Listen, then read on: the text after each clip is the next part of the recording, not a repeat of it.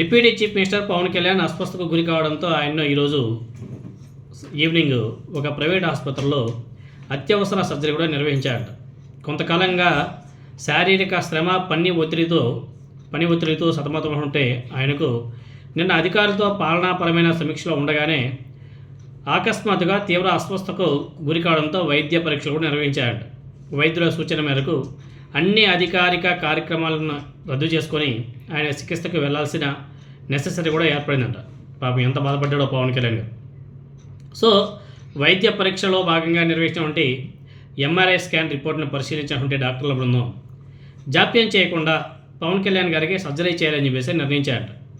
దాదాపు గంటన్నర పాటు సాగినటువంటి ఈ సర్జరీ విజయవంతంగా ముగిసింది.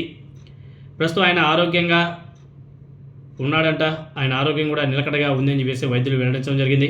అయితే పవన్ కళ్యాణ్కి ఎదురైనటువంటి అసలు ఆరోగ్య సమస్య ఏమిటనేది మాత్రం ఆయన వ్యక్తిగత బృందం కానీ అదేవిధంగా డాక్టర్ల బృందం కానీ ఎవరు కూడా ఆ హాస్పిటల్ వర్గాలు కానీ ఎవరు కూడా అధికారికంగా అయితే ప్రకటించలేదు.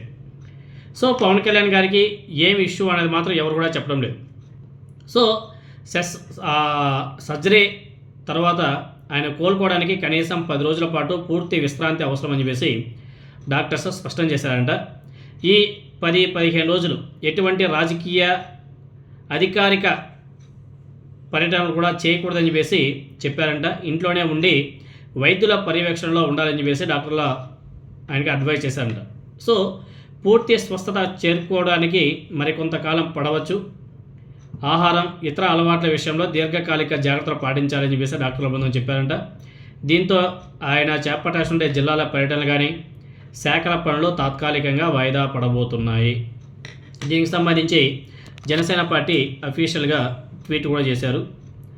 ఒకసారి జనసేన వాళ్ళు ఏం ట్వీట్ చేసినారో కూడా ఒకసారి తెలుసుకోవాలి. ఎందుకంటే వాళ్ళు అఫీషియల్గా చేసినారు కదా. అఫీషియల్ ట్వీట్లు చాలా ఇంపార్టెంట్. వాళ్ళు ఏం చేశారో అది ఒకసారి. ఉప ముఖ్యమంత్రి శ్రీ పవన్ కళ్యాణ్ గారికి శస్త్రచికిత్స. ఉప ముఖ్యమంత్రి జనసేన అధ్యక్షులు పవన్ కళ్యాణ్ గారికి శనివారం సాయంత్రం శస్త్రచికిత్స జరిగింది. శుక్రవారం ఉదయం తన అధికారులతో పాలనాపరమైన విషయాలపై చర్చిస్తున్న సందర్భంలో తీవ్ర అస్వస్థతకు గురయ్యారు. కొద్ది నెలలుగా ఆరోగ్యపరంగా ఇబ్బంది పడుతున్నారు. దీంతో ఆయన వ్యక్తిగత వైద్యుల సలహాతో శుక్రవారం నాటి అధికారిక కార్యక్రమాలని రద్దు చేసుకుని ఆసుపత్రికి వెళ్ళాడు. అక్కడ వైద్య పరీక్షలతో పాటు ఎంఆర్ఐ కూడా నిర్వహించారు. వాటిని పరిశీలించిన వైద్యులు శస్త్రచికిత్స చేయవలసిన అవసరం ఉందని నిర్ణయించి శస్త్రచికిత్స చేశారు. వారం నుండి 10 రోజుల పాటు విశ్రాంతి తర్వాత ఆయన అధికారిక కార్యక్రమాల్లో పాల్గొనవచ్చని డాక్టర్లు తెలిపారు. అయితే దీర్ఘకాలం తగిన జాగ్రత్తలు తీసుకోవాలని చెప్పేసి సూచించారంట. సో కోలుకోవడానికి అయితే ఎక్కువ టైం పట్టచ్చంట. ఆయన జనసేన పార్టీ అధ్యక్షుల వారికి రాజకీయ కార్యదర్శి హరిప్రసాద్ గారు ఆయన ట్వీట్ చేశారు.